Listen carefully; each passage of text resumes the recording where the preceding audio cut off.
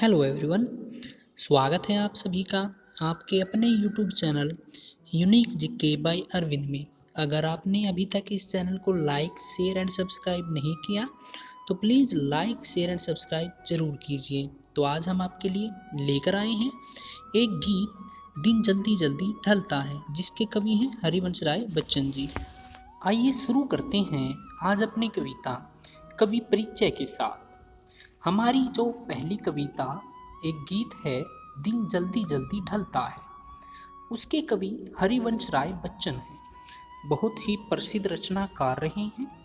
आप सभी जानते हैं अमिताभ बच्चन जी के पिता हरिवंश राय बच्चन जी। इनका जन्म सन 1907 इलाहाबाद में हुआ था। इलाहाबाद के प्रयाग में हुआ था और इनकी प्रमुख रचनाएं इस प्रकार हैं: मधुशाला, मधुबाला, मधुकलश, निशा निमंत्रण, एकांत संगीत, आकुलंतर, मिलन यामिनी, संतरंगिणी, आरती और अंगारे, नए पुराने झरोखे, टूटी फूटी कड़ियाँ, क्या भूलूं क्या याद करूं, बहुत ही प्रसिद्ध कविता है। नीड़ का निर्माण फिर, नीड़ मतलब घोंसला, नीड़ का निर्माण फिर बसेरे से दूर, 10 द्वार से सोपान तक, आत्मकथा 4 खंड, हेमलेट, जनगीता, मेकबेथ। मेकबेथ का इन्होंने हिंदी में अनुवाद किया था। ये मूल रूप से अंग्रेजी भाषा का था। प्रवासी की डायरी, इनका पूरा वाङ्मय बच्चन ग्रंथावली के नाम से 10 खंडों में प्रकाशित है और इनका निधन सन 2003 में मुंबई में हो गया था। आइए शुरू करते हैं अपनी कविता, जिसका शीर्षक है दिन जल्दी जल्दी ढलता है। कवि कहना चाहता है कि समय परिवर्तनशील है, जो हमेशा निरंतर लगातार चलता रहता है और वो कभी भी किसी के लिए नहीं रुकता। तो देखिए आगे, हो जाए न पथ में रात कहीं, मंजिल भी तो है दूर नहीं। देखिए कवि कौन है? हरिवंश राय बच्चन जी। कहते हैं कि समय परिवर्तनशील है, जो निरंतर चलता रहता है, वो कभी भी किसी के लिए नहीं रुकता। इसी के लिए पथिक क्या सोचता है? जब कोई पथिक रास्ते में चलता है और वो क्या सोचकर आगे बढ़ता रहता है कि कहीं चलते चलते रास्ते में ही रात न हो जाए न पथ में, पथ मतलब रास्ता। ठीक है, कहता है कि वो पथिक सोचता है कि कहीं चलते चलते पथ रास्ते में ही रात न हो जाए और मंजिल भी तो है दूर नहीं। और फिर सोचता है कि मंजिल भी इतनी दूर नहीं है, इसलिए वो क्या करता है, यह सोच थका दिन का पंथी भी जल्दी जल्दी चलता है। यह सोचकर, क्या सोचकर, कि कहीं रात न हो जाए और मंजिल भी अभी तो दूर नहीं है। तो यह सोचकर थका हुआ दिन का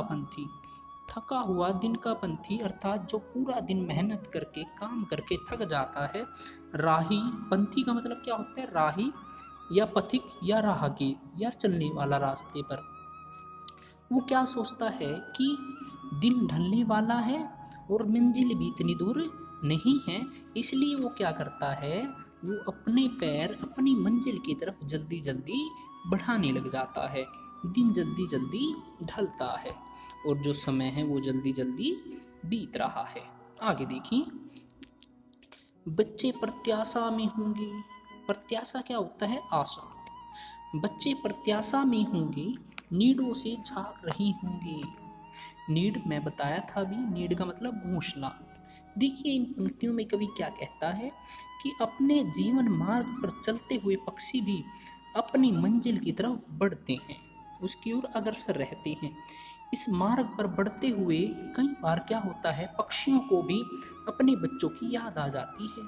तो पक्षियों की याद आने पर वो क्या करते हैं, वो क्या सोचते हैं पक्षी, कि उनके जो बच्चे हैं प्रत्याशा मतलब आशा में होंगे कि मेरे माता पिता वापस आ रहे होंगे।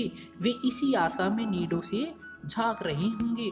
तो अपने माता के इंतजार में वो क्या कर रहे हैं, उस पक्षी के बच्चे, उस पंछी के बच्चे, उस चिड़िया के बच्चे उस नीड़ों से अर्थात घोंसलों से झांक रहे हैं। यह ध्यान परों में चिड़िया के भरता कितनी चंचलता है। देखिए कवि क्या कहता है, यह ध्यान, जब पक्षी को अर्थात चिड़िया को यह बात ध्यान आती है कि उसके बच्चे उसकी आशा में उसकी राह तक रहे होंगे, तो ये ध्यान आते ही उसके परों में, पर मतलब पंखों में चंचलता भर देता है। चंचलता मतलब वो और व्याकुल हो जाती है। इस बात को सोचते ही वो चिड़िया व्याकुल हो जाती है और अपने पंख जो है तेजी से फड़फड़ाने लग जाती है और अपने बच्चों के पास जाने के लिए बिल्कुल आतुर हो जाती है, व्याकुल हो जाती है। दिन जल्दी जल्दी ढलता है।